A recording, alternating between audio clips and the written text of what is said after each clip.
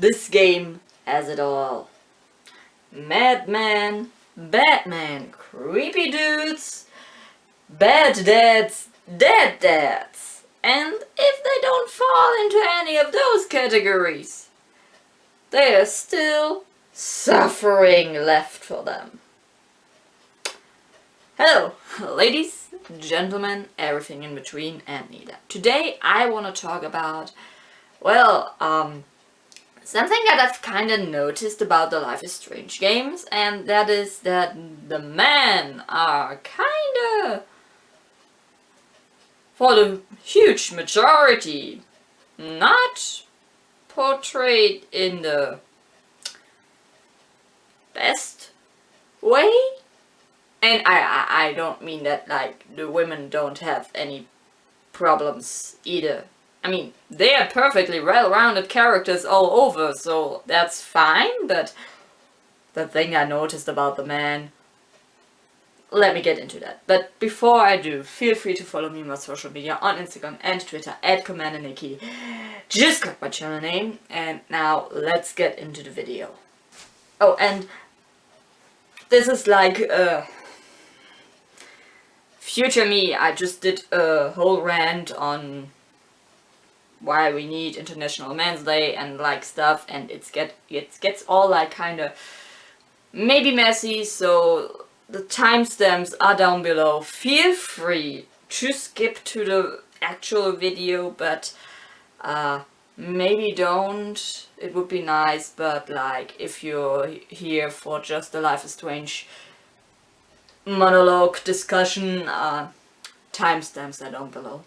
But why this topic right now? Well, as some of you may know, on this Friday, the 19th November, it was International Men's Day. And before you say, but Nikki, isn't International Men's Day like straight pride? Do we even need that? And to that I will say yes and no. Like, no, obviously we don't need straight pride. That's just I just can't wrap my mind around why people would ask for straight pride. Like I from like one standpoint I like get it, but like those people are idiots.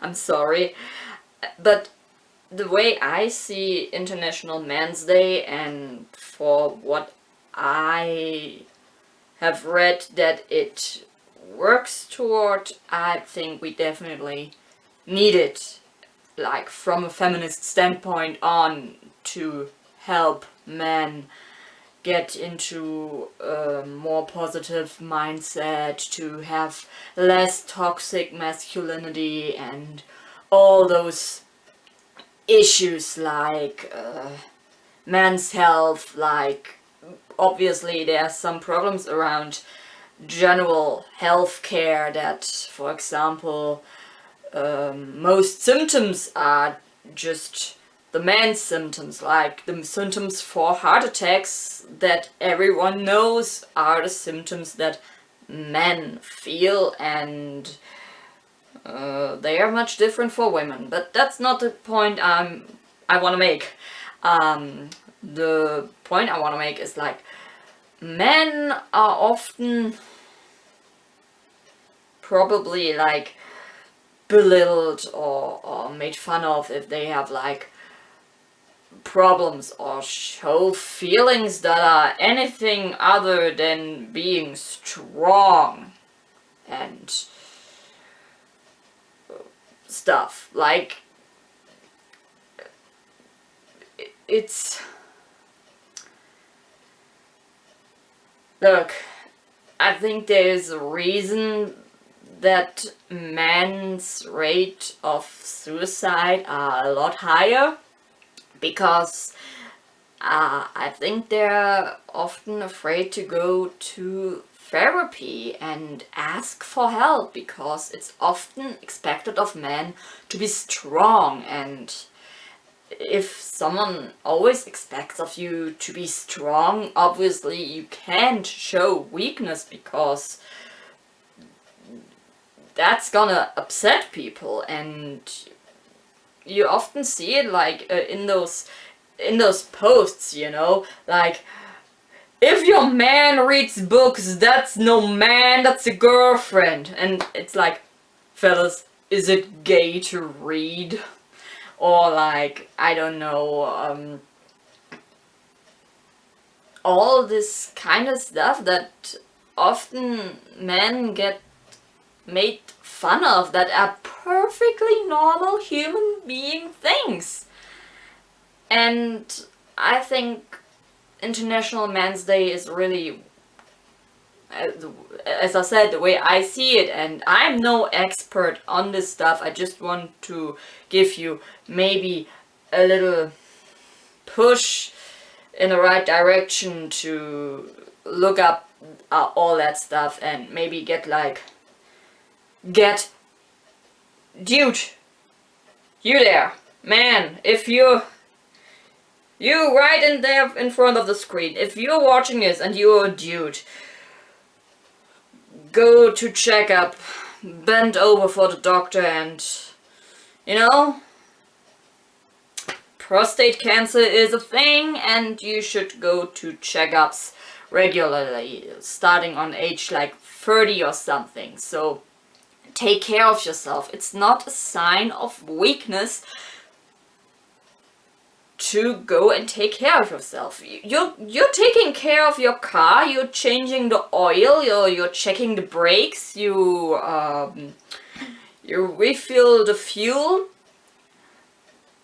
Handle your body like you would your car. Take care of it. It's not unmanly. Like, what the fuck? And same with your mental health. Get help. It's no problem to go ask for help. Cry if you want to cry. Showing weakness is a lot stronger than you think. So yeah, in this society, of course, men are often more respected, get more pay,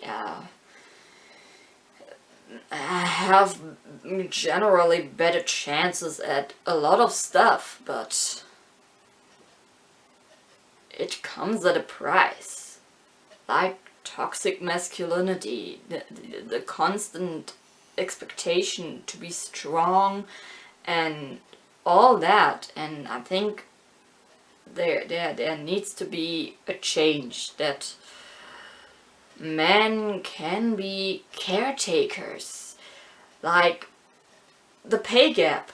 If women and men would earn the same amount, a guy could just stay home and take care of the child if he wanted. But for most heteronormative families, I'm sorry that I have to go there, but for most classic families, it's a problem if the man wants to take care of the child, because the man is usually the one who earns more money. So in conclusion, it's only the women who has to stay home and take care of the child, even if the man wanted to, but it would be unwise in terms of money. And I think if we as a society work towards solving all those problems, we would do a lot better, and maybe men would feel less attacked. Most men, not all men, obviously. I'm not going into all men.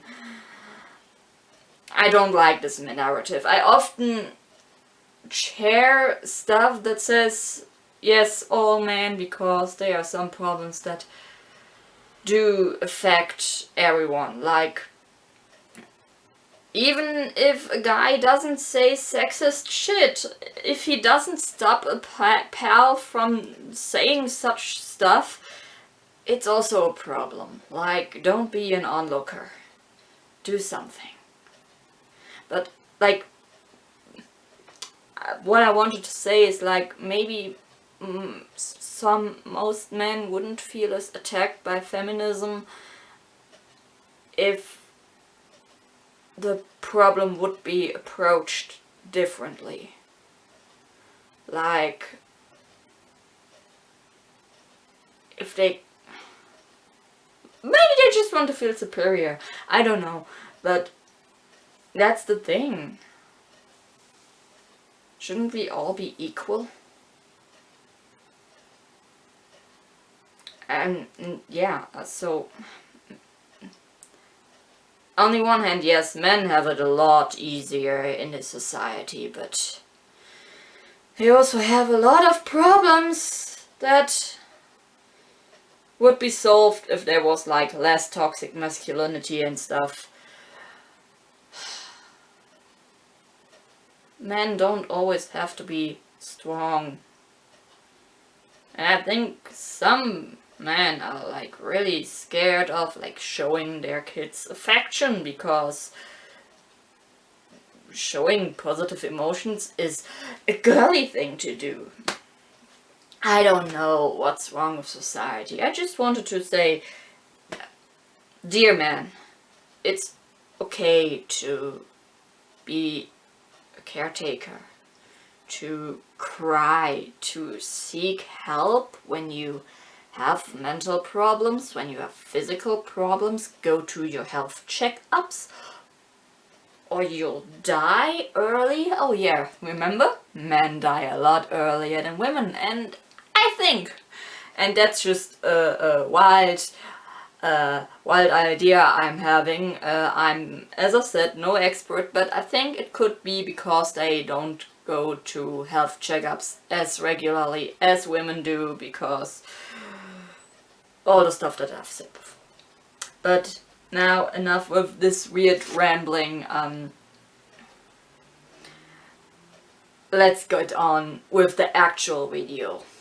And just as a little room for reference, there's 138 male characters. Well, I looked on the wiki, so this includes double mentions from several installments. So, like, we have 3 mentions of David Madsen for the prequel, the original game, and Life is Strange 2, and 2 pages for Chris Erickson, as he is in Captain Spirit and Life is Strange 2. So numbers don't really count, but we also have, in comparison, 94 female characters with the same inclusion of double mentions from several installments. So the number of male characters, even with the double mentions, is a lot higher, so I guess there's a lot of room for bad guys, I guess. So I want to go in as much chronological order as possible, but I will jump forward and maybe even backwards depending on how my thoughts travel. And by the way, it should be obvious, but spoiler warning for the entire Life is Strange franchise. Well, except for maybe the comics, but I haven't read those, so just the games. So I want to first off start with Before the Storm. And first of all, I don't know where to start. David Madsen. He is, you know, David Madsen. He's kind of one of the bad dads. Like, he's not really Chloe's dad, but like, he kind of tries to get into the role and be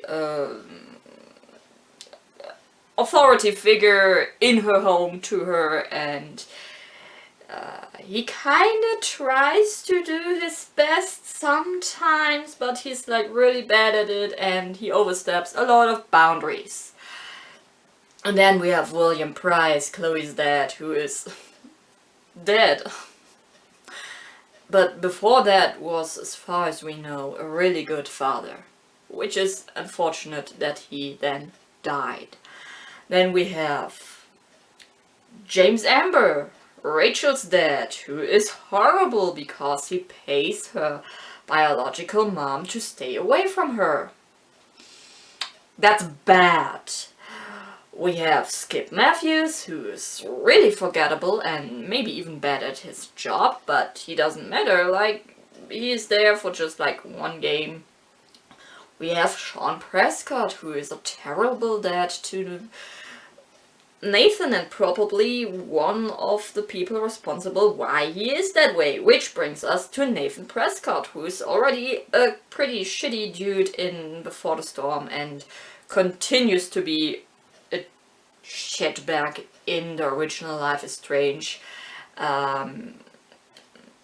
We have Mikey North and his brother Drew, who unfortunately, depending on the choices, suffer, which is unfortunate. We have Damon Merrick, who is an all-over creepy dude. We have Frank Bowers, who kinda had the thing with Rachel, which is creepy as hell because, no offense on age difference in couples, but that's definitely not okay. And then we also have Elliot, the more or less ex-boyfriend of Chloe, who is a massive creep and oversteps a shit ton of boundaries and is really horrible. And I think that's all it for Before the Storm, except for like maybe a few jokes that I forgot, but like that's also worth like being forgettable characters. So on with the original Life is Strange. So we have a lot of similar characters. We have the school principal, who is generally a bad guy because he relies so much on the Prescott money that he just lets them do anything. We have all the stuff about Nathan that gets revealed and him being really horrible again. Still, we have Mark Jefferson, who is absolutely horrible and a total creep. And then I want to talk about the bad romance, because Raren is actually kinda a good and sweet guy, but unfortunately he comes off as really, in my eyes, really annoying, and also like he's in a nightmare sequence and that makes him come off as actually kinda creepy, which is really unfortunate because like shouldn't be the romance options kinda equal. Like there's super cool Chloe, who also has her problems, let's be real here. And then there's Raren, who is like a good friend to Max, but also like kinda creepy with his obsession and white knight behavior. Like, hey, I saved you from Nathan, let's go. And also, again, lots of forgettable jokes. On with Captain Spirit and Life is Strange 2. So we have Chris and Charles, and Chris is just a really sweet boy, and unfortunately he kinda suffers with everything going on with his mom being dead and his dad being not a good dad. Like, he tries to be a good dad, Charles tries, but he's really terrible at it. He hits him, which is like massively bad, and also he should maybe, at least for the sake of his son, try to cut down on the alcohol, because that makes him so irresponsible and with hitting him and all. And yeah, so Charles is not a good dad. So many daddy issues in this game. What the fuck? On with Life is Strange 2, we have Esteban Diaz, who dies at the beginning of the game, and he seems to have been a really good dad. So again, seems like the good dads always die. We have Daniel and Sean, who, oh surprise, they suffer. We have Brody, who is actually a genuine good guy, but when you first meet him and talk to him, he actually comes off as kinda weird and suspicious. So that's bad. We have Big Joe, the grass farm owner, who is a creepy bad guy. We have Hank, the gas station owner, who is a racist. We have poor Jacob, who had to deal with conversion therapy. Then there's the redneck, who is also guy and bad, and so much stuff. And now I want to go to Finn. The romance option, the male romance option for Sean. Oh boy. There's so much to unpack with Finn. Because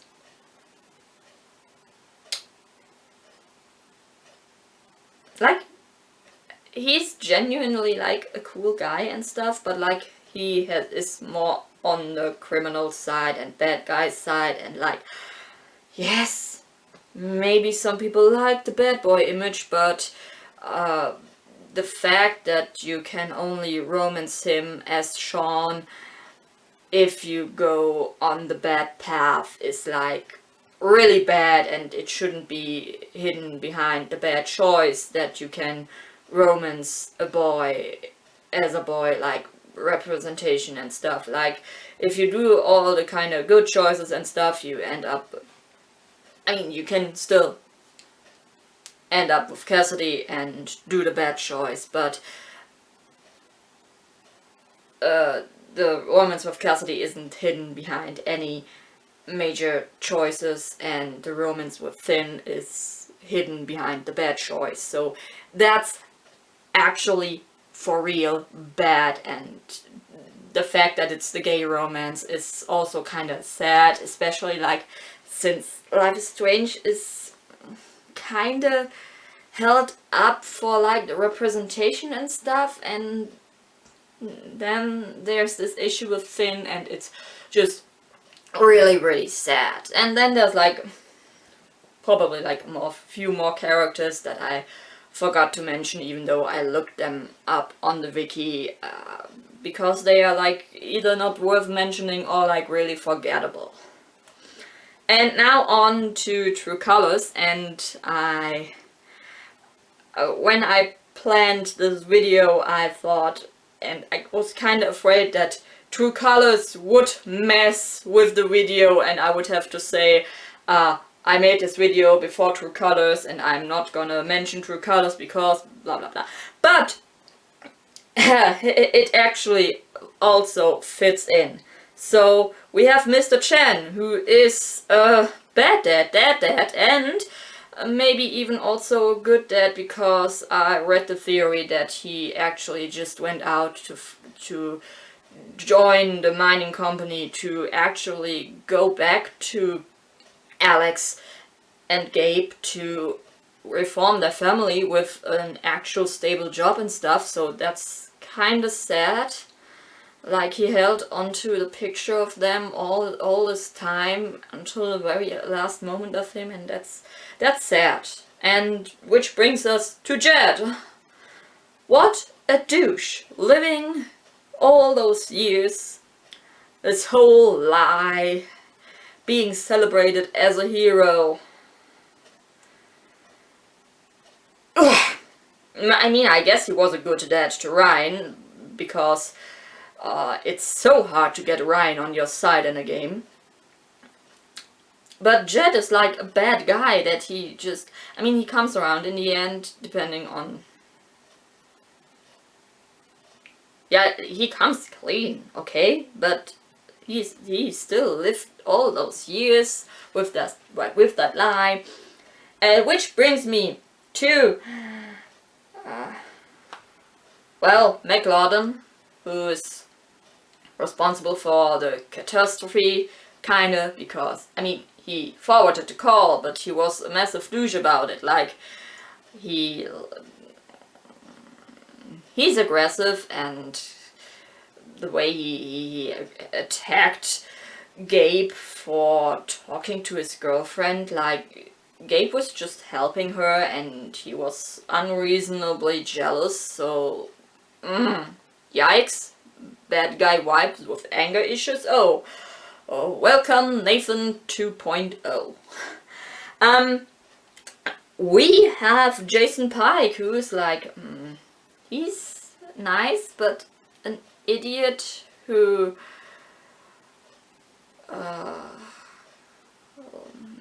it feels like kinda Life is Strange 1 over again, that like this one big company or family, this money thing just holds back the police force on certain issues, and Jason lets himself be controlled by that, which is unfortunate and bad.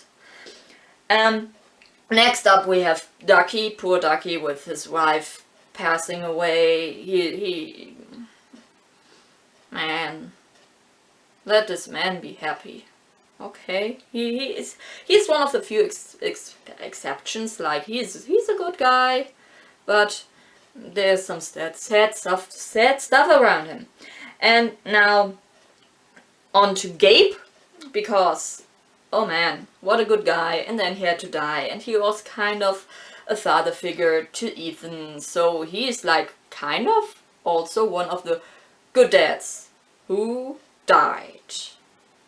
Which brings me to Ethan, like, poor boy, lost one of his father figures, and he probably also blames himself for that, because he had to climb up into the mountains and stuff, and he had to be rescued, and during that rescue, Gabe died. So, poor little Ethan.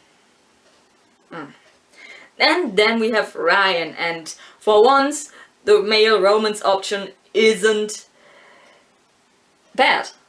Ryan is an actual good guy, and I'm so happy. I mean, the poor guy basically lost his father at the end of the game because of the whole lie. Like, he trusted him, and then he discovered that horrible truth about his father. That's horrible. Poor Ryan. And also him blaming himself for getting his best friend killed because he had to make the split decision of saving Alex. Because if he hadn't cut the rope, Alex and Gabe would have died on that mountain. So, like, that's really unfortunate. And yes, so that's all the men worth mentioning in Life is Strange. And as you've seen, and maybe I've completely forgotten about some dudes that should have been mentioned, but maybe they're just like kind of forgettable or not really worth mentioning for this list. But as you see, there's lots of bad dudes in Life is Strange. There's lots of creepy dudes. There's really questionable romance options when you look at Finn and Warren. You have all that stuff, and if a guy isn't bad or creepy, they kind of suffer. I mean, Life is Strange is all about suffering. Who am I kidding? But I kind of see a pattern here. And maybe I should make a comparison list of the women in Life is Strange if I see a specific pattern there, because like we have the lawyer lady of Typhon who is like bad because she hides all that stuff. Of course there's probably bad women in Life is Strange, but that's a long list of male characters that have some negative issues tied to them. So I don't know if that's like some big conspiracy. I just wanted to point that out and say, look, it's okay. get help if you need it, get therapy if you have any mental issues. Show some love to whoever. It's okay to cry. Look at the Diaz brothers who love so deeply and care for each other without an ounce of toxic masculinity. Look at Ryan being such a soft, good boy. And they're perfectly well-rounded characters, and they handle all that without any kind of rage or negativity. I mean, of course, Ryan had this rage in him, but he had that towards him, and that's kind of sad, and he should definitely seek therapy. But yeah, I don't know, this video is probably like really messy, but maybe comment down below, what do you think? Have you noticed this pattern about male characters in the Life is Strange games too? Leave a like if you enjoyed this video, subscribe if you haven't already, feel free to follow me on my social media on Instagram and Twitter at CommanderNici, just like my channel name, and until I figured out what I can upload next, watch my other stuff. Bye! Oh my god, my camera just tuned out before I could finish saying bye. I'm so glad I didn't have to re-record any of that stuff.